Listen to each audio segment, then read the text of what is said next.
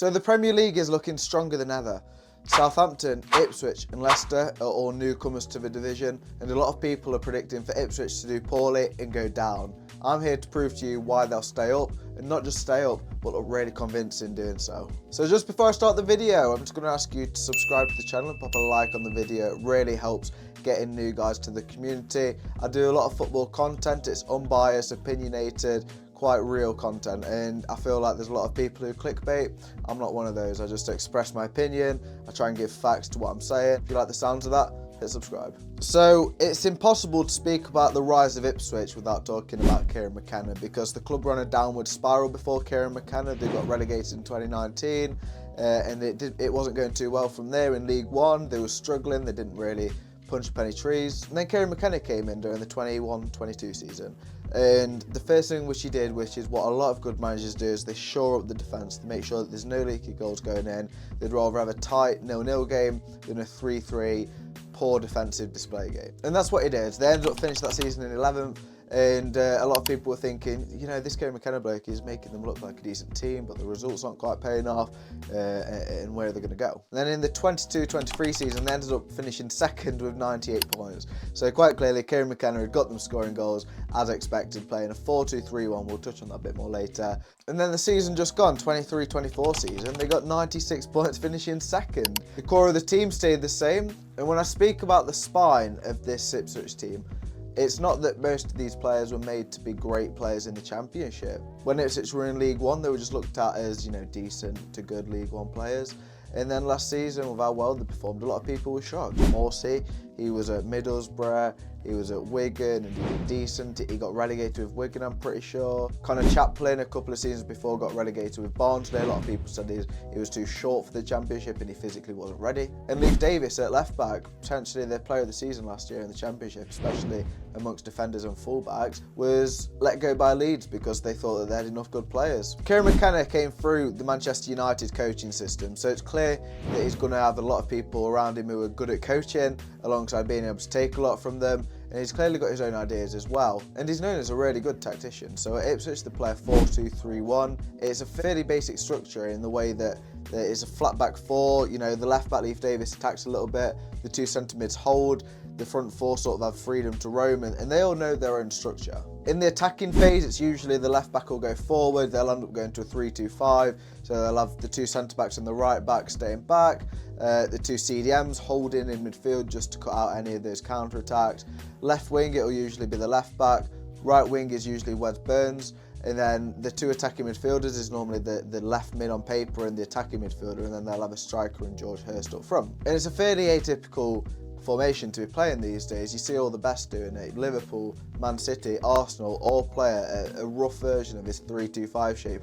So the side in the attacking phase who don't normally dwell on the ball, as I say, normally they've got those two attacking midfielders who are pivotal in the way that they attack, because they'll go into the half spaces, picking up pockets of space, so then the defenders and midfielders can pick them out. Often we'll see the striker, which was George Hurst or Kieran Moore last season, dropping in and being alongside the four behind, so then he can pick up the space and play it to attacking midfielder or play it out wide. Usually it's a right-footed player on the right side and a left-footed player on the left side. Leif Davis, Wes Burns, both are normally the ones hugging the touchline, and then, you know, Wes Burns will have Harry Clark overlapping him, and it creates a numerical advantage, which is really crucial in the Championship. Going into the Premier League, they're probably going to have to adapt the tactic a little bit.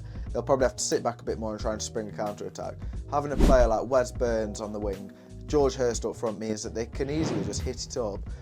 Obviously with a bit more tactic involved than just oofing it, but hit it up to one of those men and running behind it and spring a counter-attack. It's what Kieran Mckenna is very good at. He did it quite well last season against teams like Southampton and Leeds, where they didn't necessarily want to attack the game because they knew that they had a dangerous counter-attacking outlet. And the defensive phase, which I think is just as important as the way that they attack, it's normally a tilting 4-2-3-1 that they'll use. So let's say the opposition is attacking down their right side. They'll have Leif Davis at left back, who will tuck in a bit more, and then they'll have the left winger who they'll come into more of a left wing back position and help cover that position. They had Connor Chaplin or whoever was playing at attacking midfield who'd maybe come over and support that. And before you know it, they're overloading the ball side. Now, there's obviously a lot more nuance from it. I'm not a tactician or a coach, but it's clear to see when you watch the Ipswich highlights and when you see the numbers that's the way that they press. And I really would like to emphasise how good of a coach Kieran Mckenna is. He turned down Brighton earlier on in the summer and he signed a new 4-year deal with Ipswich. They've now spent over 30 million in this transfer window already and we're not even into August. As I say, he's made championship write-offs like Luongo, like Mory, like Champlin, like Davis look like they're ready to make the step up to the Premier League. And as a coach, that's exactly what any club would want. Any director of football wants a coach like Kieran Mckenna, where they'll be playing a brand of football which players can adapt to, improve their game, and obviously see promotions come. So at the time of recording this video, Ipswich have signed 4 players. One of those includes Amari Hutchinson, who's come from Chelsea. He was obviously on loan at them last season and he did really well. He was integral, he can play anywhere behind the striker, whether it's right, left, centre. And because of the way that Mckenna plays his tactics, obviously there's a bit of freedom for him to move around in those positions when he's starting. I think he'll be really integral for them this season. He's got the element of surprise, his end product is usually pretty solid and he makes the correct decisions. Greaves has come from Hull for what's reported to be about €21 million. He's a demanding centre-back and he was under Liam Rossini last season where they played possession football, so he's comfortable on the ball. And it feels like they needed this because the main centre-backs were Edmondson, Burgess and Wolfenden, and you need maybe another option in there in the Premier League. And I feel like Greaves will fit in very well. And he's only 23 years old, so he's still got more to improve in his game, and I'm sure with a coach like Mckenna, it will improve. And I talked about him earlier on in the video, and I spoke about him earlier on in the video. Liam Delap is signed for Ipswich. It's around about 20 million, which is quite big compared to what I was expecting. It's Man City, so obviously they can command a fee what they want, and it's 20 million, it's with add-ons included. And he's a physical striker, he can play on the wing if needed, but his best position is as a striker. He was at Hull last season. He'll win headers, he'll battle, he'll run in behind, he's clever on the ball. I think it's a striker in the mould which Kieran Mckenna clearly wants, but 20 million seems quite a big figure, so it's going to be interesting to see how he adapts to the Premier League. He's had one decent championship season. Before that he had a poor one, so we'll have to see. And the side Murich from Burnley is a good keeper. Last season James Trafford started ahead of him because of apparently a fee in the contract, so let's see how Murich can do in the Premier League this time. They've got rid of Hidaki, who played in net last season, so I think Murich is going to be a number 1 and I think he's good. So the whole point of this video is me making a case why I think Ipswich are going to stay up. I think I've spoken about the fact that Mckenna's a great coach. Tactically they play like the best, they made some very astute transfers, and it's clear that the players are going to improve even more. I think stability is far underrated, and I think a club like Nottingham Forest, I think a club like Leicester, I think even Southampton might go down. Wolves worry me as well. Their form towards the end of last season was abysmal. It's not been spoken about much, but they're one to watch to go down. And that wraps up the video. Let me know if you think Ipswich will be able to stay up down in the comments. What do you think about this Premier League season coming in? Do you want me to speak about your club? Let me know. I've been doing some videos on recent transfers, so go check that out whilst you're on the channel.